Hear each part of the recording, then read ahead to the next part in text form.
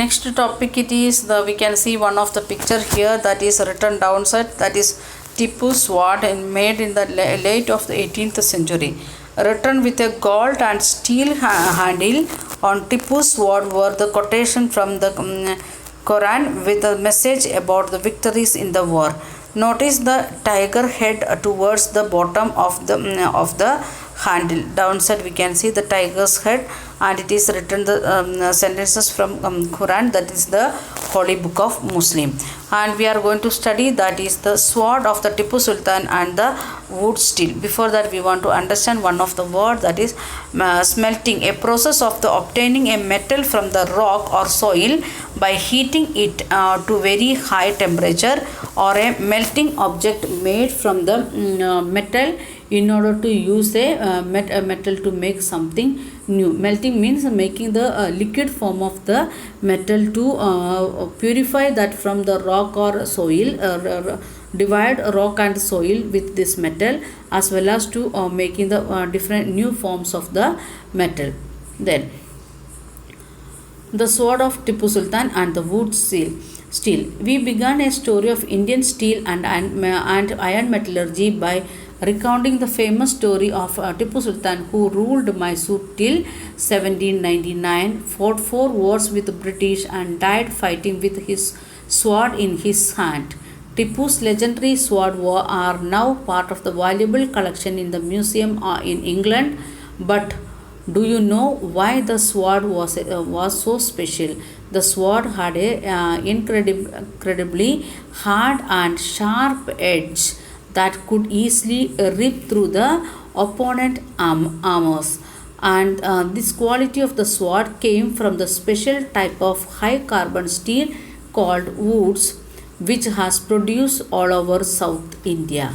Wood steel, when made into sword, produced a very sharp edge with a flowing water pattern, and this pattern came from very small carbon crystals embedded in the iron. So what is the speciality of Tipu's sword that is made in the wood steel method, and what it is? We can see that one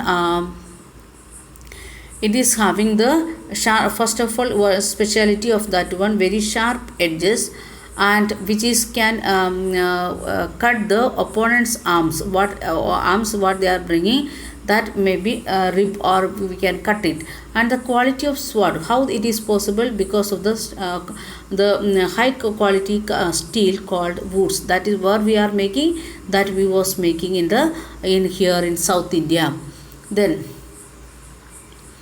wood steel, when made into sword, when we are making the sword, what the produce very sharp edges with a flowing water pattern. We are like water, how it is flowing, like that way we can see the edges of the sword. This pattern came from very small carbon crystals embedded on the iron.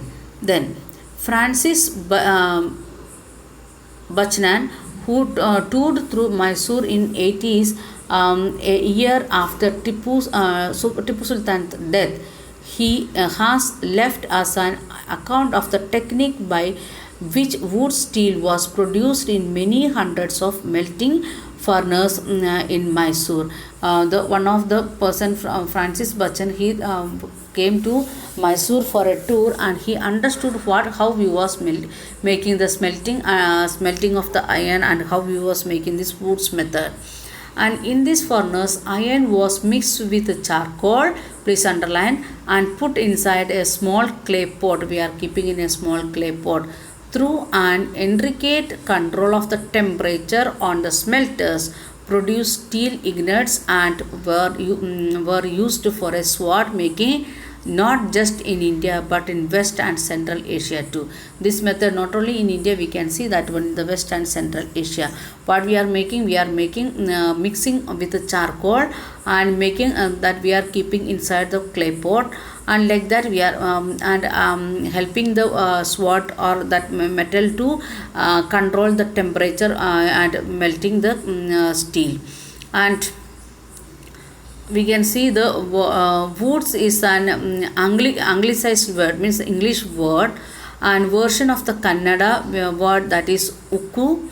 Then Telugu word hukku and the Tamil and Malayalam word urukku means the steel. We know that urukku we are using, and weapons also we are using the steel weapons, knife and other things, and we are calling like that urukku only present day also. So this word the woods that is made by English people, and what we was basically calling it ukku, hukku and urukku. Indian wood still fascinated European scientists. What the Indians was making, or the West and Central Asian people was making, that given a interest to the scientists of the Europe. Michael Faraday, a legendary scientist, and discovered the electricity and electromagnetism, spent 4 years studying the properties of Indian woods. The scientist who discovered electromagnetism, he spent 4 years to understand the properties of Indian woods. That is 1818 to 1822. However, the wood steel making process, which was so widely known in South India, was completely lost by mid of 19th century. Can you guess why it is? The sword and armors making industry died with the conquest of India by British, and imported iron and steel from England, and displaced the iron and steel produced by crafty people in India. What we was making here, that stopped by British people, because if they are allowing us to make the weapons here, then it is very difficult to get the power all over India in the hands of British. So what they are saying, they are protecting all these things. Instead of that, they are preventing the making of the iron and iron weapons. So the present day we are not using this woods method, and all the industries furnace what we had, that stopped and closed down. Then abandoned furnace in the villages. The production of wood still required highly specialized techniques in refining iron. We want to use the highly purified iron for that. But iron smelting in India was extremely common till the end of the 19th century. Everywhere it was there, not like in big factories, but like a cottage industry we had like that. In Bihar, Central India, in particularly every districts had smelt, and that used in the local deposit of iron ore to produce iron, which was widely used for the manufacture of implements and the tools of the daily use, like a knife and other things we want. So in every area it was we was making the smelting and making the weapons or the tools what we need. For agriculture purpose we need, and for kitchen purpose we need, everything we was making. The furnace were most often built of clay and the sun dried bricks. We was using the clay we can say like that models, and the bricks also, sun dried bricks also we was making to using to make the furnace. And this smelting was done by men, while women worked in the bellows, pumping air, and kept the charcoal burning. Now present we where we are the people, blacksmith is working there. You can, if you are going, you can see this one, the pumping of the air. The ladies or the gents, they are sitting and pulling or some thread, and by that it is blowing the charcoal, it is burning, and the knife or what we are keeping inside the that fire, it is becoming red, that we can see. Not right like a liquid form, but we can make the changes in the shape of iron when we are making like that red in color. Okay, that also very familiar to us. In everywhere we can see, in every village and cities we can have the blacksmith present day. Then the village of in central India were the Agar is a community of the iron melters living. That area this is the workshop of them, and this is where they are living.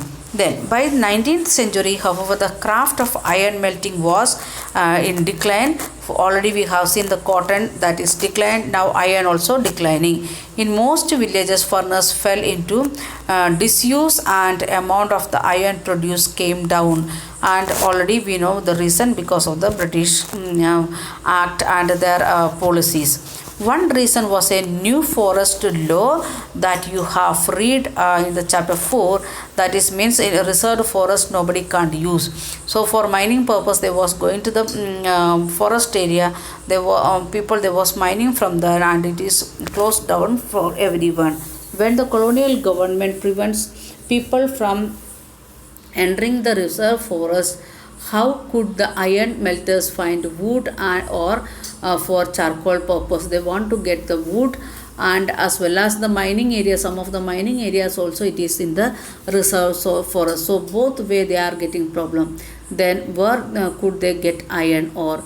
Defying forest law, they often entered the forest secretly and collected wood, but they could not sustain their occupation on this base for long.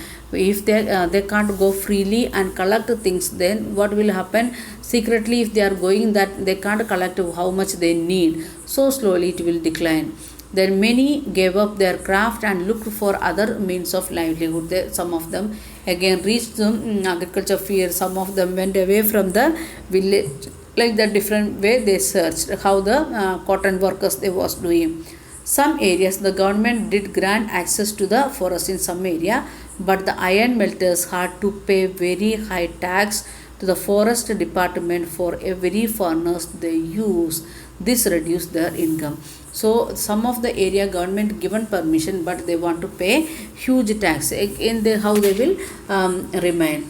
Moreover, by late 19th century, iron and steel was being imported from Britain, and blacksmith in India began using the imported iron to manufacture utensils and implements. This inevitably lowered the demand for iron produced by local smelters. The British East India Company, they started to bring the things from England to India. So the what we was making the local made things. Present also you can see the industrial product or the company product, they are getting the demand, and the local people what they are producing, they are not getting at all demand. That is the same condition.